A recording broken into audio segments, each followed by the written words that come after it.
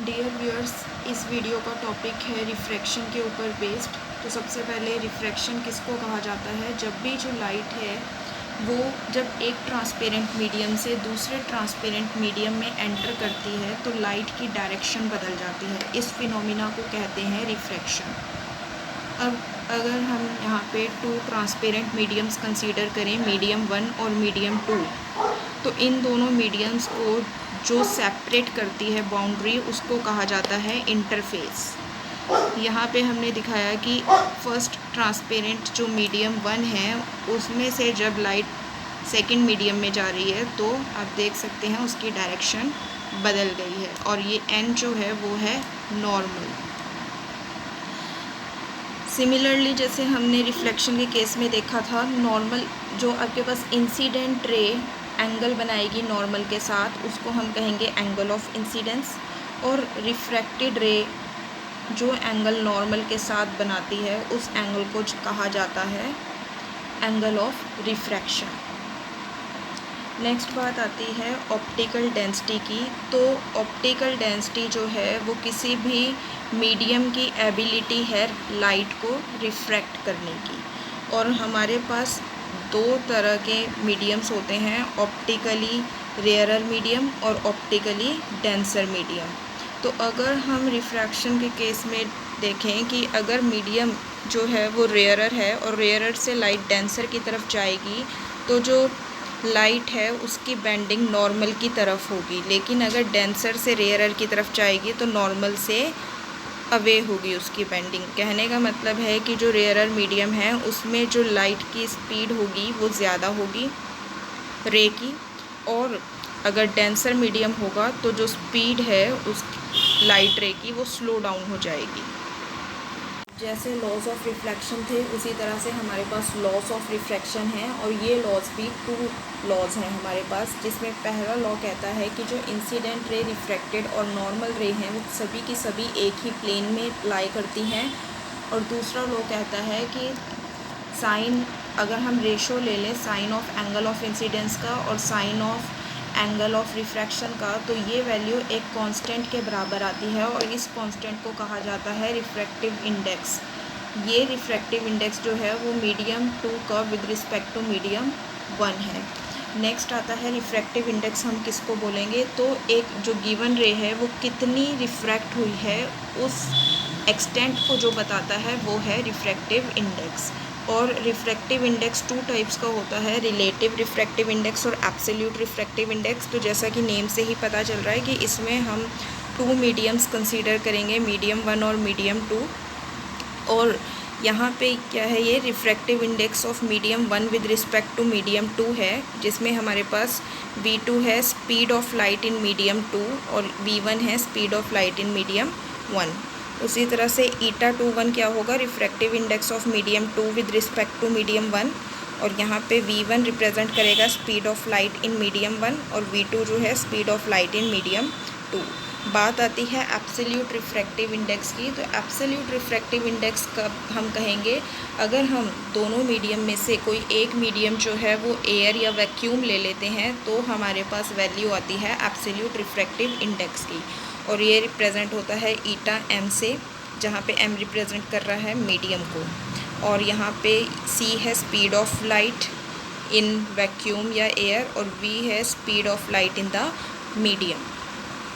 Absolute refractive index को simply refractive index भी बोला जाता है। जो एब्सोल्यूट रिफ्रैक्टिव इंडेक्स और रिलेटिव रिफ्रैक्टिव इंडेक्स के बीच में एक रिलेशन है, जैसे कि हमने यहाँ पे लिया refractive index of medium 1 with respect to medium 2, तो ये हमारे पास रिलेटिव रिफ्रैक्टिव इंडेक्स है, और इस तरफ हमने जो है हमारे पास पुट किया वैल्यूज़ वो है absolute refractive index of medium 1 and absolute refractive index of medium 2। तो ईटा 1 2 जो है वो किसके इक्वल होगा, ईटा 1 डिवाइडेड बाय ईटा 2। तो इस तरह से हमारे पास रिलेटिव रिफ्रैक्टिव इंडेक्स और एब्सोल्यूट रिफ्रैक्टिव इंडेक्स के बीच में रिलेशनशिप ऑब्टेन होता है।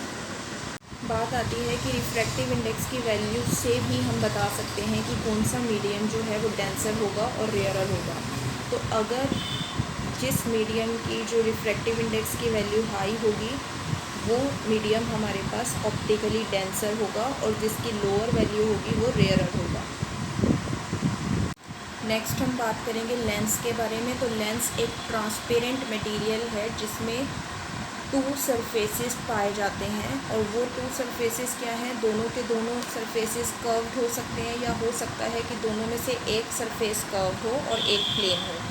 ऐसे लेंसेज जिनके दोनों सरफेसेस कर्व्ड हैं उनको हम बोलते हैं डबल कनकेव या फिर सिंपली कनकेव लेंस या फिर डबल कन्वेक्स या सिंपली कन्वेक्स लेंस।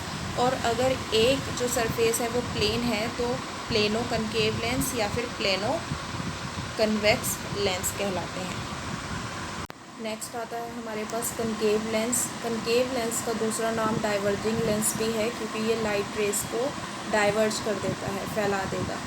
और जो कन्वेक्स लेंस है उसको हम कन्वर्जिंग लेंस भी बोलते हैं और ये कुछ दिखने में इस तरह से होता है और ये लाइट रेस को क्या करेगा, एक पॉइंट पे लाके कलेक्ट कर देता है। तो आप देख सकते हैं जो हमारे पास कनकेव लेंस है इसमें यहाँ केव्स की शेप में ही है और हमारे पास जो कनकेव लेंस है उसमें आप देख सकते हैं कि जो मिडल पोर्शन है इस लेंस का, जो ये मिडल पोर्शन है ये थिनर है, लेकिन जो आउटर पोर्शन है एजेस जो हैं वो कैसी हैं, थिकर। लेकिन अगर हम कन्वेक्स लेंस की बात करें तो मिडल में ये थिक है लेकिन अराउंड द एजेस ये क्या है, थिन है। तो जैसे कि हमारे पास मिरर्स के केस में कुछ टर्म्स थी उसी तरह से हमारे लेंसेज के केस में भी कुछ टर्मिनोलॉजीज होंगी। जो मिरर के केस में पोल होता था उसी तरह से जो लेंस है उसमें ऑप्टिकल सेंटर होगा। जो सेंट्रल पार्ट होगा हमारे पास लेंस का उसको हम कहेंगे ऑप्टिकल सेंटर। और हमारे पास जो लेंस है उसके टू फोकस होंगे। उसी तरह से अगर आप इसकी शेप को कंप्लीट करें, इस तरफ एक सर्कुलर शेप आएगी और एक इस तरफ आएगी, तो इसके हमारे पास सेंटर्स ऑफ कर्वेचर भी 2 होंगे और रेडियस ऑफ कर्वेचर भी 2 ही होंगे। बात करेंगे कि कौन आपने जो न्यूमेरिकल्स करने हैं उसमें आपने कौन सा फोकस कंसीडर करना है। तो ईजीली सॉल्व करने के लिए न्यूमेरिकल्स को देखिए, लेंस में इस दोनों तरफ से कहीं से भी लाइट रे जो है वो फॉल कर सकती है, इस तरफ से भी पास कर सकती है, इस तरफ से भी आ सकती है। लेकिन न्यूमेरिकल्स को इजीली सॉल्व करने के लिए हम हमेशा लेफ़्ट साइड को ही कंसीडर करेंगे। और अगर तो हमारे पास कनकेव लेंस है तो जो फोकस 1 है इस फोकस से लगेगा कि जो लाइट रेज हैं वो डाइवर्ज होके आ रही हैं, तो इसलिए हमारे पास जो कनकेव लेंस होगा उसकी फोकल लेंथ हम लेंगे नेगेटिव। और वहीं पे अगर हम बात करें कन्वेक्स लेंस की तो उसमें जो लाइट रे पैरेलल आएगी प्रिंसिपल एक्सिस के वो डाइवर्ज होगी इस फोकस पे, तो जो कि पॉजिटिव साइड पे फॉल कर रहा है। अगर हम इसे कार्टेशियन कोऑर्डिनेट सिस्टम में रखें तो ये पॉजिटिव साइड पे फॉल कर रहा है, इसलिए हम कन्वेक्स लेंस का फोकल लेंथ जो लेंगे वो हमेशा पॉजिटिव लेंगे। फोकल लेंथ होगा क्या, ऑप्टिकल सेंटर और फोकस के बीच का जो डिस्टेंस है। नेक्स्ट बात आती है लेंस फॉर्मूला की। तो जैसे हमारे पास मिरर फॉर्मूला था जो कि FV और U में रिलेशनशिप इस्टेब्लिश कर रहा था, तो उसी तरह से लेंस फार्मूला भी इन 3 वैल्यूज़ के बीच में रिलेशनशिप, इन 3 क्वांटिटीज़ के बीच में रिलेशनशिप इस्टेब्लिश करता है, जहाँ पे हमें ऑलरेडी पता है कि V इमेज डिस्टेंस है, U ऑब्जेक्ट डिस्टेंस है और F रिप्रेजेंट करता है फोकल लेंथ को। तो अगर तो F आपके पास नेगेटिव है इट मीन्स लेंस कनकेव होगा या फिर हम उसे डाइवर्जिंग लेंस बोल सकते हैं, और अगर पॉजिटिव वैल्यू है इट मीन्स कन्वेक्स लेंस है। नेक्स्ट आता है मैग्नीफिकेशन। तो मैग्नीफिकेशन हमें ये बताता है कि जो इमेज का साइज़ है उसमें कितना चेंज आया है with respect to the size of the object. तो m जो है वो h'/h के इक्वल है और ये वैल्यू v/u के इक्वल है। और अगर m की वैल्यू नेगेटिव है तो इमेज रियल और इन्वर्टेड है, पॉजिटिव होगी तो वर्चुअल और इरेक्ट। और जैसा कि हमने मिरर्स के केस में डिस्कस किया कि अगर m की वैल्यू ग्रेटर देन 1 है तो मैग्नीफाइड इमेज होगी, लेस देन 1 है तो इमेज स्मॉलर होगी देन द ऑब्जेक्ट, और अगर इक्वल टू 1 है तो इमेज और ऑब्जेक्ट का साइज़ बराबर होगा। नेक्स्ट बात आती है साइन कन्वेंशंस की। तो सिमिलर है ये मिरर्स की तरह ही। आपके पास बस फ़र्क इतना होगा कि वहाँ हम पोल से मेज़र करते थे, यहाँ पे हम ऑप्टिकल सेंटर से मेज़र करेंगे। ऑप्टिकल सेंटर को आपने ओरिजिन कंसीडर कर लेना है, और कार्टेशियन कोऑर्डिनेट में अगर हम लेंस को प्लेस कर देते हैं तो जितने भी डिस्टेंसेस इस तरफ होंगे वो पॉजिटिव होंगे, क्योंकि पॉजिटिव एक्सिस की तरफ है, और ये डिस्टेंसेस नेगेटिव, ऊपर की तरफ पॉजिटिव और नीचे की तरफ वैल्यूज़ नेगेटिव होंगी। जैसे कि मान लीजिए हमने यहाँ पे एक ऑब्जेक्ट रख दिया है, तो आपके पास क्या होगा कि इसकी जो साइज़ होगी वो तो पॉजिटिव होगी, क्योंकि वो इस एक्सिस के विद रिस्पेक्ट टू कंसीडर हो रही है, ऊपर की तरफ है प्रिंसिपल एक्सिस से। लेकिन इसका जो ये डिस्टेंस है ये भी क्या है, इस तरफ है तो पॉजिटिव। अगर आप यहाँ पे रख देते हैं तो आपके पास इस तरफ हाइट तो इसकी पॉजिटिव है, लेकिन जो डिस्टेंस है वो क्या आएगा, नेगेटिव, क्योंकि ये नेगेटिव की तरफ है। और अगर इन्वर्टेड हो जाए ये, तो हमारे पास अब जो हाइट है वो क्या आएगी, नेगेटिव आएगी इस ऑब्जेक्ट की। लेकिन जो डिस्टेंस है वो, मतलब ये इमेज बनेगी ना हमारे पास इन्वर्टेड, तो जो डिस्टेंस होगा वो पॉजिटिव। तो इस तरह से आपने इसको देखना है। नेक्स्ट टॉपिक आता है पावर ऑफ लेंस। तो पावर, लेंस की पावर हमें ये बताती है कि उस लेंस के कन्वर्ज करने की, मतलब वो कितना कन्वर्ज या डाइवर्ज करता है।